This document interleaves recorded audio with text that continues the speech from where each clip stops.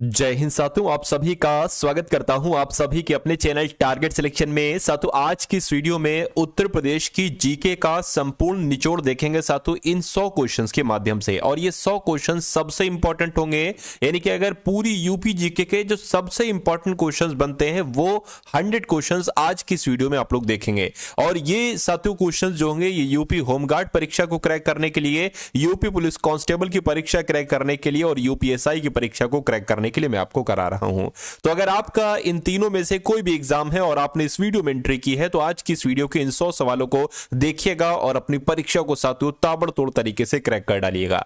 तो पहला सवाल आपकी स्क्रीन पर है और आप भी चेक कीजिएगा कि इन 100 सवालों में से लगभग कितने सवाल आपके सही होते हैं। कह रहे कि यूपी का सबसे बड़ा जिला साथियों कौन सा है क्षेत्रफल की दृष्टि से, तो लखीमपुर खीरी है। मैं आपसे पूछता हूं कि सबसे छोटा जिला कौन सा है, एक बार कमेंट सेक्शन में मुझे बताइए। ताजमहल किस नदी के किनारे पर स्थित है? ताजमहल कहां पर है साथियों? आगरा में, लेकिन यमुना नदी के किनारे स्थित है ताजमहल। ये क्वेश्चन इंपॉर्टेंट है, आपसे पूछा जाता है। बिल्कुल बेसिक से साथियों मैंने उठाया है। अभी देखिएगा बहुत शानदार सवाल होंगे। उत्तर प्रदेश की राजधानी क्या है, तो यह भी आपको मालूम होना चाहिए। उत्तर प्रदेश की राजधानी साथियों लखनऊ है। उसके बाद देखिए उत्तर प्रदेश का गठन कब किया गया था, तो 24 जनवरी 1950 को उत्तर प्रदेश का गठन किया गया था। बिल्कुल सही आंसर आपका डी होगा। उत्तर प्रदेश का पुराना नाम क्या था, तो साथियों इसको संयुक्त प्रांत भी कहते थे और इंग्लिश में यूनाइटेड प्रोविंस कहते थे। तो उत्तर प्रदेश का पुराना नाम आपको पता चल गया और पहले से भी आपको मालूम होगा। उत्तर प्रदेश के निम्न जिलों में से किसकी सीमा नेपाल के साथ लगती है, तो नेपाल देश के साथ मैं कहूंगा महाराजगंज की सीमा लगती है। आंसर आपका जो जाएगा वो ऑप्शन नंबर सी होगा।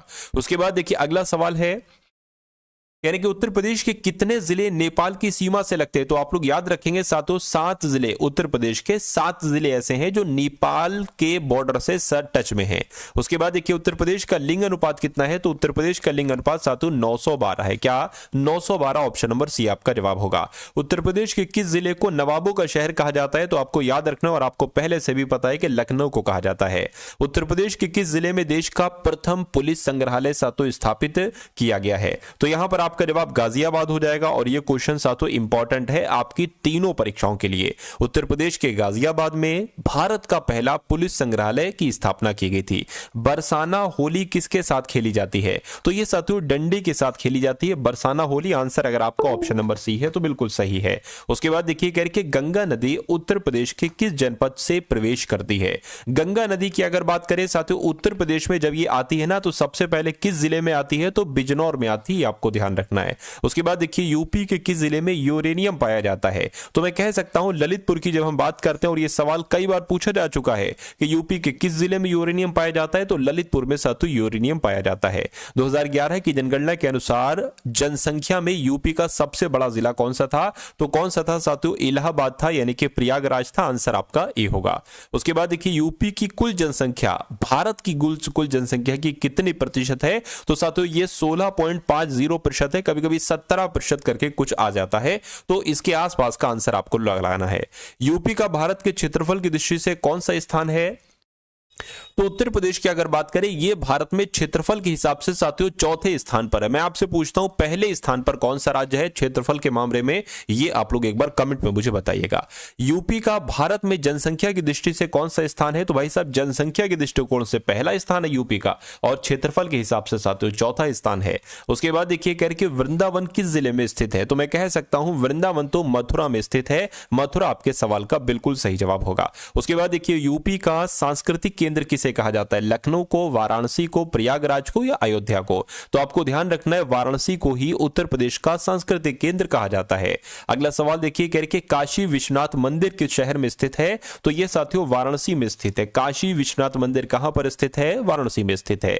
उत्तर प्रदेश का राज्य पशु साथियों कौन सा है, तो आपको यह ध्यान रखना है कि बारहसिंघा की अगर बात करें तो यही उत्तर प्रदेश का राज्य पशु है। उसके बाद देखिए करके उत्तर प्रदेश का राज्य पक्षी कौन सा है, तो सारस आप लोग याद रखेंगे और आपको पहले से ही मालूम होगा कि सारस जो है ना ये उत्तर प्रदेश का राज्य पक्षी है। उत्तर प्रदेश का राज्य फूल की अगर बात करें साथियों क्या है, तो पलाश है। आप लोग याद रखेंगे, आंसर आपका सी होगा। उसके बाद देखिए अगला सवाल कह रहे कि उत्तर प्रदेश का राज्य खेल कौन सा है, तो क्रिकेट है, हॉकी है, कबड्डी है, कुश्ती है। हॉकी अगर आपने चयन किया है तो बिल्कुल सही चयन किया है। उसके बाद देखिए उत्तर प्रदेश की सबसे लंबी नदी की अगर बात करें कौन सी है, तो गंगा नदी उत्तर प्रदेश की सबसे लंबी नदी है। अगर शारदा नहर की बात करते हैं तो नहर कौन सी लंबी है, शारदा नहर साथियों उत्तर प्रदेश की सबसे लंबी नहर है। यह भी आपसे परीक्षा में पूछा जाता है। उसके बाद देखिए साथियों अगला क्वेश्चन कह रहे कि गोमती नदी किस शहर से होकर बहती है, यानी कि गोमती नदी किस शहर के किनारे है। तो मैं कह सकता हूं ये तो लखनऊ के किनारे है। लखनऊ अगर आपका जवाब है तो आपका जवाब बिल्कुल करेक्ट है। उसके बाद देखिए कह रहे कि उत्तर प्रदेश की पहली मेट्रो साथियों कहां चली थी, ये आपको यहां पर बताना है। कानपुर में, नोएडा में, गाजियाबाद में या साथियों लखनऊ में। साथियों अगर अभी तक आपने इस वीडियो को लाइक नहीं किया तो एक लाइक का बटन दबा दीजिए, और अगर चैनल पर आप लोग नए हैं तो चैनल को साथियों तुरंत आप लोग सब्सक्राइब कर दीजिए। समझ लीजिए साथियों यूपी होमगार्ड की परीक्षा, यूपी पुलिस कांस्टेबल की परीक्षा, यूपीएसआई की परीक्षा, ये तीनों आपकी परीक्षाएं हैं। मेरा मानना है कि अगर आप इन तीनों में सिलेक्शन लेना चाहते हैं तो साथियों सब्सक्राइब कर दीजिए और बेल आइकन पर क्लिक कर लीजिए। ऐसा कंटेंट आपको दूंगा कि एक बार में ये तीनों परीक्षाएं साथियों आपकी क्रैक होगी, यानी कि इतनी तैयारी आपको करा दूंगा एक बार में साथियों आपकी परीक्षा क्रैक हो जाएगी, क्योंकि तीनों एग्जाम में GK, GS, current affair, UP GK साथियों आना है। ठीक है ना। चलिए तो उत्तर प्रदेश की पहली मेट्रो कहां चली अगर आपसे पूछा जाए तो ये साथियों लखनऊ में चली थी। आंसर आपका डी होगा। उसके बाद देखिए लखनऊ किस लिए प्रसिद्ध है, तो लखनऊ तो साथियों अपनी चिकनकारी के लिए जाना जाता है। आंसर आपका सी होगा। आगरा किस लिए प्रसिद्ध है, तो आगरा साथियों अपने ताजमहल के लिए जाना जाता है। उसके बाद देखिए कह रहे कि अयोध्या किस नदी के किनारे पर स्थित है, तो ये साथियों सरयू नदी के किनारे पर स्थित है। ये भी आपको याद रखना है। उसके बाद देखिए उत्तर प्रदेश में कुल कितने मंडल हैं, मैं कहूंगा उत्तर प्रदेश में कितने मंडल हैं, तो 18 मंडल हैं। राइट आंसर आपका सी है। अगला क्वेश्चन देखिए उत्तर प्रदेश में कुल कितने जिले हैं, तो मैं कहूंगा अभी तो 75 जिले हैं साथियों, 76 में की तैयारी चल रही है। उसके बाद देखिए उत्तर प्रदेश की राजकीय भाषा क्या है, तो उत्तर प्रदेश की राजकीय भाषा हिंदी है। क्या है, हिंदी आपके सवाल का बिल्कुल सही जवाब है। अगला देखिए यानी कि उत्तर प्रदेश की सह राजकीय भाषा, राजकीय भाषा तो हिंदी है लेकिन सह राजकीय भाषा पूछे साथियों तो उर्दू सह राजकीय भाषा है उत्तर प्रदेश की।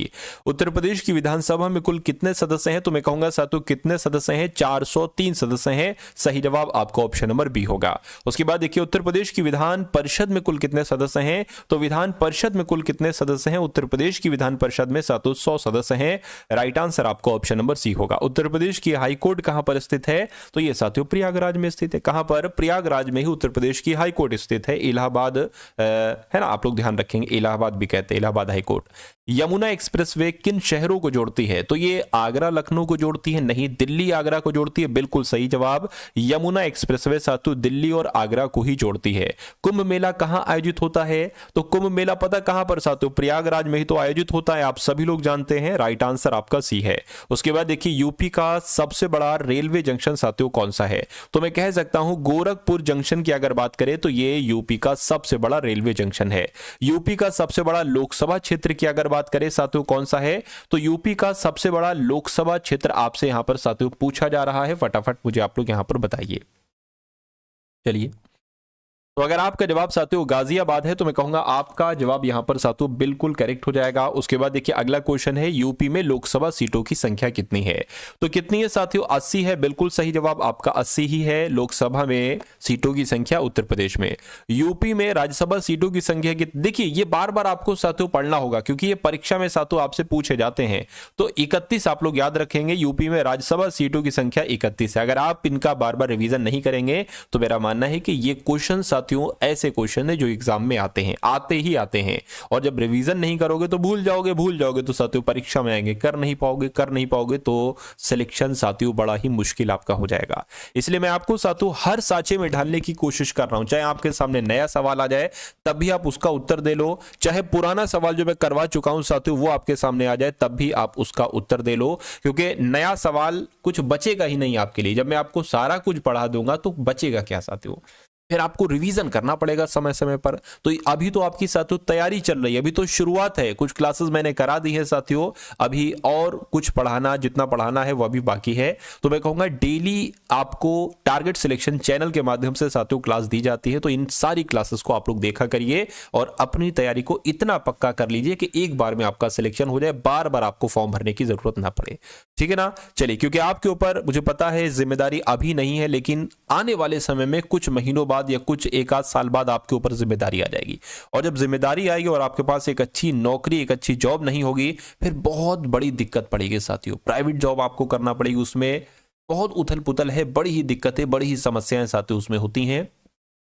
तो अगर आप आराम से इन जिम्मेदारियों को निभाना चाहते हैं बिना किसी तकलीफ के, बिना किसी समस्या के, अगर आप इन जिम्मेदारियों को अच्छे अंदाज में निभाना चाहते हैं तो अभी आपको मेहनत करना पड़ेगी। अगर आप अभी मेहनत कर लेंगे तो आने वाले समय में आप सुकून से साथियों पैसा कमा सकते हैं, सैलरी आपकी जो आएगी। ठीक है, तो अभी मेहनत कर लीजिए। दुधवा राष्ट्रीय उद्यान की अगर बात करें कहां पर है साथियों, आपका जवाब अगर ऑप्शन नंबर बी है तो बिल्कुल सही है। उसके बाद देखिए साथियों, उत्तर प्रदेश का सबसे बड़ा शहर जनसंख्या में साथियों कौन सा है, तो कौन सा है साथियों, मैं कहूंगा कानपुर शहर है। कानपुर शहर आपके सवाल का बिल्कुल सही जवाब है। उसके बाद देखिए, उत्तर प्रदेश का सबसे छोटा जिला कौन सा है, तो सबसे छोटा जिला अगर आपसे पूछे तो हापुड़ आपको बता देना है। नेक्स्ट नंबर का क्वेश्चन देखिए, रामचरितमानस के रचयिता साथियों कौन थे, तो क्या आपका जवाब साथियों वाल्मीकि है, तो गलत है। अगर तुलसीदास आपके सवाल का जवाब है तो आपका जवाब बिल्कुल सही होगा। उसके बाद देखिए, तुलसीदास का जन्म स्थान कहां माना जाता है, यानी कि तुलसीदास का जन्म स्थान की अगर बात करें तो चित्रकूट के राजापुर गांव में साथियों तुलसीदास का जन्म हुआ था। राइट आंसर अगर आपका ए है तो बिल्कुल करेक्ट है। मंगल पांडे किस जिले से संबंधित थे, तो मंगल पांडे का जन्म कहां पर हुआ था, बलिया में हुआ था। और बलिया की अगर बात करें मेरे हिसाब से साथियों ये बिंदी के लिए प्रसिद्ध है, बिंदी के लिए, बिंदु नहीं बिंदी के लिए। उसके बाद देखिए साथियों, 50 सवाल आपके हो चुके हैं और 50 सवाल आपके साथियों और बाकी हैं। तो अगर आपने आधा सफर तय कर लिया है तो आधे सफर को छोड़कर मत जाइएगा, पूरा सफर तय कीजिएगा, तभी साथियों कामयाबी मिलती है। यूपी में प्रथम हिंदी समाचार पत्र साथियों कौन सा था, तो मैं कहूंगा यूपी की अगर बात करें तो बनारस अखबार आपके सवाल का जो होगा वो बिल्कुल सही और सटीक जवाब हो जाएगा। उसके बाद देखिए अगला क्वेश्चन है, प्रेमचंद्र का जन्म साथियों कहां हुआ पर, जय प्रेमचंद्र की अगर बात करें तो वाराणसी के लम्ही में साथियों मुंशी प्रेमचंद्र का जन्म हुआ था। उत्तर प्रदेश में कितने राष्ट्रीय उद्यान हैं, तो मैं कह सकता हूं उत्तर प्रदेश में कितने राष्ट्रीय उद्यान है ये आपसे कुल मिला के यहां पर पूछा जा रहा है साथियों, फटाफट बताइए। चलिए साथियों, वीडियो को अगर लाइक नहीं किया तो लाइक कर दीजिए। उत्तर प्रदेश में कितने राष्ट्रीय उद्यान हैं ये आपसे साथियों यहां पर पूछा जा रहा है। देखिए अगर हम बात करते हैं कौन सा है, अगर एक है तो कौन सा है, तो दुधवा राष्ट्रीय उद्यान है और एक है, इसकी संख्या एक है, तो एक आपके सवाल का बिल्कुल सही जवाब होगा। चंबल नदी उत्तर प्रदेश के किस भाग में बहती है आपसे पूछा जा रहा है, तो ये पश्चिमी भाग में बहती है, तो पश्चिमी ऑप्शन नंबर सी आपका जवाब हो जाएगा। उसके बाद देखिए साथियों, अगला सवाल आपकी स्क्रीन पर है, आपसे कहा जा रहा है कि उत्तर प्रदेश की सबसे ऊंची चोटी कौन सी है, तो विंध्याचल है, अमसोच चोटी है, या साथियों गोरखपुर, या साथियों पीलीभीत, यानी कि क्या आपका जवाब होगा, उत्तर प्रदेश की सबसे ऊंची चोटी कौन सी है। चलिए तो आप लोग ध्यान रखेंगे साथियों, अमसोच चोटी की अगर बात करें साथियों ये सहारनपुर जिले में है। कहां पर है, सहारनपुर जिले में है, और ये अमसोच चोटी उत्तर प्रदेश की सबसे ऊंची चोटी कहलाई जाती है। उसके बाद देखिए अगला सवाल है, आपसे कहा जा रहा है कि यूपी में सबसे अधिक वन क्षेत्र की अगर बात करें तो कहां पर है, तो ये साथियों सोनभद्र में, और सोनभद्र यूपी का सबसे दक्षिणी जनपद है, ये भी आपसे पूछा जाता है। यूपी का सबसे बड़ा ताप विद्युत गृह कहां पर साथियों स्थित है, तो आपको ध्यान रखना है ये अनपरा में स्थित है, अनपरा आपका जवाब होगा। यूपी का पहला विश्वविद्यालय साथियों कौन सा था, तो इलाहाबाद विश्वविद्यालय की अगर बात करें तो ये यूपी का पहला विश्वविद्यालय था। अगला क्वेश्चन देखिए, इलाहाबाद विश्वविद्यालय की स्थापना साथियों कब हुई थी, तो 1887 में। कब साथियों, 1887 में ही इलाहाबाद विश्वविद्यालय की स्थापना हुई थी। उसके बाद देखिए उत्तर प्रदेश का पहला IIT कहां है, तो उत्तर प्रदेश का पहला IIT आपसे पूछा जा रहा है, मैं कहूंगा कानपुर आपका जवाब होगा, कानपुर में था, है ना, कानपुर में है। मौर्य वंश की स्थापना साथियों किसके द्वारा की गई थी, तो मौर्य वंश की स्थापना तो चंद्रगुप्त मौर्य के द्वारा की गई थी, आंसर आपका सी होगा। अगला देखिए, अंतरिक्ष में जाने वाले प्रथम भारतीय कौन थे, तो अंतरिक्ष में जाने वाले प्रथम भारतीय साथियों राकेश शर्मा थे, राकेश शर्मा आपके सवाल का जवाब होगा। उसके बाद देखिए, पोंगल त्योहार ये किस राज्य का त्योहार है, ये आंध्र प्रदेश का है, तमिलनाडु का है, केरल का है, या कर्नाटक का है, तो आपको यहाँ पर ये ध्यान रखना है पोंगल त्योहार साथियों तमिलनाडु में किया जाता है। महावीर स्वामी का जन्म स्थल कहां पर है, यानी कि महावीर स्वामी का जन्म कहां पर हुआ था, तो मैं कहूंगा कुंडग्राम में हुआ था। राइट आंसर आपका ऑप्शन नंबर बी होगा। भोर का तारा किस ग्रह को कहा जाता है, भोर का तारा, सांझ का तारा, ये तो साथियों शुक्र ग्रह को कहा जाता है, तो शुक्र ग्रह आपका जवाब होगा। और अनुच्छेद 370 वाला अगर सवाल पूछे ये किससे लागू है, कहां पर लागू है, तो जम्मू कश्मीर में लागू है, लागू था, ये आप लोग याद रखेंगे। पृथ्वी दिवस साथियों कब बनाया जाता है, तो ये 22 अप्रैल को हर साल बनाया जाता है पृथ्वी दिवस, सही जवाब जिनका ऑप्शन नंबर बी तो बिल्कुल करेक्ट है। अगला क्वेश्चन आपकी स्क्रीन पर है, आपसे कहा जा रहा है कि लाल बहादुर शास्त्री की समाधि स्थल का नाम क्या है, यानी कि लाल बहादुर शास्त्री की समाधि स्थल को राजघाट कहते हैं, शक्ति स्थल कहते हैं, विजय घाट कहते हैं, या साथियों वीर भूमि कहते हैं, तो विजय घाट कहा जाता है, ये आपको ध्यान रखना है लाल बहादुर शास्त्री की समाधि स्थल को। उसके बाद देखिए, उत्तरी गोलार्ध में सबसे बड़ा दिन साथियों कब होता है, तो यहां पर भी आप लोग याद रखेंगे साथियों आपका जवाब जो होगा वो 21 जून हो जाएगा, यानी कि 21 जून ही उत्तरी गोलार्ध में सबसे बड़ा दिन होता है। भारत में सबसे पहले सूरज कहाँ दिखाई देता है? नागालैंड में, सिक्किम में, अरुणाचल प्रदेश में। बिल्कुल सही साथियों, अरुणाचल प्रदेश में भारत में सबसे पहले सूरज दिखाई देता है।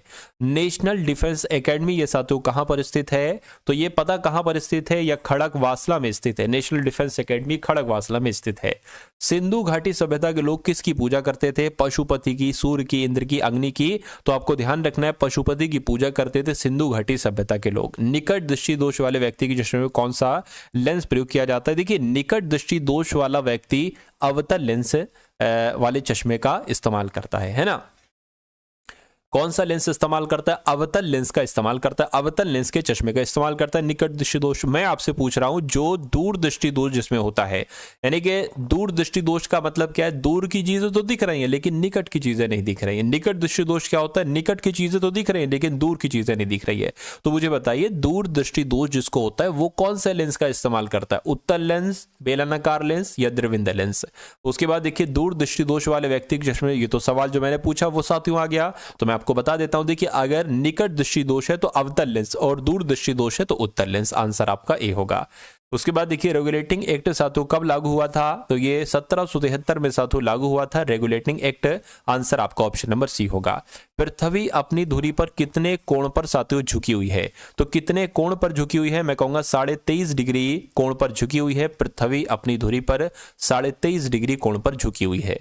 जल में तैरना न्यूटन के किस नियम के कारण संभव है? तो साथियों, न्यूटन के तीसरे नियम के कारण साथियों संभव है। राइट आंसर आपका सी होगा।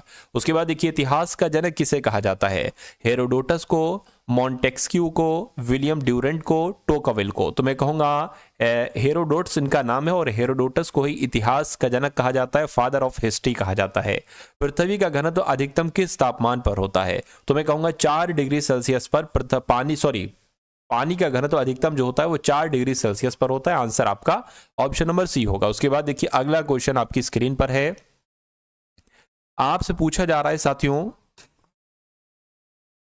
पंडित रविशंकर किस वाद्य यंत्र से साथियों संबंधित थे? ये आपसे यहां पर पूछा जा रहा है। तो ये तबले से संबंधित थे, बांसुरी से संबंधित थे, सितार से संबंधित थे या साथियों और सारंगी से संबंधित थे?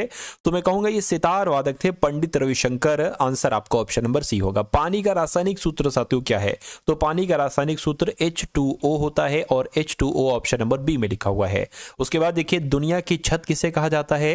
तो दुनिया की छत साथियों तिब्बत के पठार को कहा जाता है। तो तिब्बत का पठार आपके इस सवाल का जो होगा वो बिल्कुल सही और सटीक जवाब हो जाएगा। उसके बाद देखिए, अगला सवाल है, राज्यसभा का पदेन सभापति साथियों कौन होता है? तो मैं कहूंगा उपराष्ट्रपति जो होते हैं ना, उपराष्ट्रपति यही राज्यसभा के पदेन सभापति होते हैं।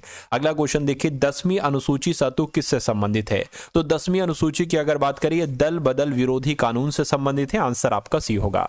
उसके बाद देखिए, भारत का मैनचेस्टर किसे कहा जाता है? तो मैं कहूंगा अहमदाबाद को ही भारत का मैनचेस्टर कहा जाता है। अगला क्वेश्चन देखिए, कह रहे हैं कि युवा दिवस साथियों किस दिन मनाया जाता है? युवा दिवस की अगर बात करें, ये 12 जनवरी को मनाया जाता है साथियों हर साल युवा दिवस। राइट आंसर आपका भी है। रिक्टर पैमाने द्वारा साथियों क्या मापा जाता है? वायु दाब, तापमान, भूकंप की तीव्रता या ध्वनि? तो भूकंप की तीव्रता की अगर बात करें, भूकंप की तीव्रता रिक्टर पैमाने के द्वारा ही तो मापी जाती है। पंचतंत्र के साथियों लेखक कौन है? तो मैं कह सकता हूं विष्णु शर्मा जो है ये पंचतंत्र के ही साथियों लेखक थे। अजंता और एलोरा की गुफाएं साथियों कहां पर स्थित हैं? तो महाराष्ट्र के औरंगाबाद में ही अजंता और एलोरा की गुफाएं स्थित हैं। माउंट एवरेस्ट पर चढ़ने वाली पहली भारतीय महिला कौन थी? तो मैं कहूंगा बछेंद्री पाल की अगर बात करें तो यही माउंट एवरेस्ट पर चढ़ने वाली पहली भारतीय महिला थी। अगला क्वेश्चन देखिए, इंग्लिश चैनल पार करने वाले पहले भारतीय साथियों कौन थे? तो इनका नाम मिहिर सेन है और मिहिर सेन साहब इंग्लिश चैनल पार करने वाले पहले भारतीय थे। संविधान सभा के अध्यक्ष की अगर बात करें तो ये तो आपको ही मालूम होना चाहिए, डॉक्टर राजेंद्र प्रसाद थे। अगला देखिए, संविधान में प्रारूप समिति के अध्यक्ष कौन थे? तो प्रारूप समिति के अध्यक्ष कौन थे? डॉक्टर भीमराव अंबेडकर ही संविधान में प्रारूप समिति के अध्यक्ष थे। भारतीय संविधान में कितने मौलिक अधिकार हैं? तो कितने मौलिक अधिकार हैं साथियों? 6 मौलिक अधिकार हैं, ये आपको भी मालूम होना चाहिए। उसके बाद देखिए, भारत में रेल सेवा की शुरुआत साथियों कब की गई थी? तो 1853 में साथियों भारत में रेल सेवा की शुरुआत की गई थी। उसके बाद देखिए, भारतीय पुनर्जागरण पुनर्जागरण का जनक किसे कहा जाता है? तो राजा राम मोहन राय की अगर बात करें, इनको ही साथियों भारतीय पुनर्जागरण का जनक कहा जाता है। अगला देखिए, गोबी मरुस्थल किस देश में स्थित है? तो गोबी मरुस्थल की अगर बात करें साथियों, मंगोलिया में स्थित है। उसके बाद देखिए, भाषा के आधार पर बनने वाला पहला राज्य कौन सा था? तो आंध्र प्रदेश की अगर बात करें, यह भाषा के आधार पर बनने वाला पहला राज्य था। अस्पृश्यता का उन्मूलन किस अनुच्छेद से संबंधित है? यानी कि छुआछूत। अस्पृश्यता का मतलब छुआछूत का उन्मूलन, छुआछूत का रोक लगाना, ये किस अनुच्छेद में है? तो मैं कहूंगा ये अनुच्छेद 17 में है। अनुच्छेद 17 आपके सवाल का बिल्कुल सही जवाब हो जाएगा। उसके बाद देखिए, महाभारत के लेखक कौन है? वाल्मीकि हैं, कालिदास हैं, वेद व्यास हैं या सातु विष्णु शर्मा है? इस सवाल का जवाब की अगर बात करें आपको देना है और कमेंट सेक्शन में सातु इस सवाल का जवाब देना है। मैं आपके कमेंट को सातों लाइक करूंगा अगर आप इसका आंसर देते हैं। तो ये क्लास आपको सातों कैसी लगी एक बार कमेंट सेक्शन में आप लोग जरूर बताइएगा। उसके अलावा सातों मैं आपको हर बार बताता हूं, टेलीग्राम ग्रुप को अगर आपने अभी तक ज्वाइन नहीं किया तो टेलीग्राम ग्रुप को सातों आप लोग ज्वाइन कर लीजिए, ठीक है ना, क्योंकि टारगेट सिलेक्शन आप डालेंगे सातों टेलीग्राम पर तो आपको ग्रुप मिल जाएगा येलो लोगो वाला, उसको आप लोग ज्वाइन कर लीजिएगा। वहां पर आपको free PDF, free post questions की सब कुछ दी जाती रहती है।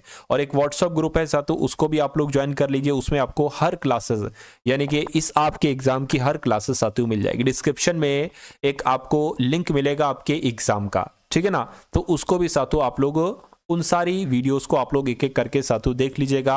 और मैं कहूंगा चैनल पर अगर नए हैं तो चैनल को तुरंत आप लोग सब्सक्राइब कर दीजिए। आपका पेपर निकल जाए उसके बाद अनसब्सक्राइब कर देना। उसके अलावा वीडियो को अगर लाइक नहीं किया तो वीडियो को लाइक कर दीजिए। अपने मित्रों के साथ शेयर कर सकते हैं तो शेयर कर दीजिए। जो ग्रुप आपके पास है उसमें इस वीडियो को भेज दीजिएगा। तो मिलते हैं हम सभी लोग आने वाली वीडियो में। जय हिंद साथियों।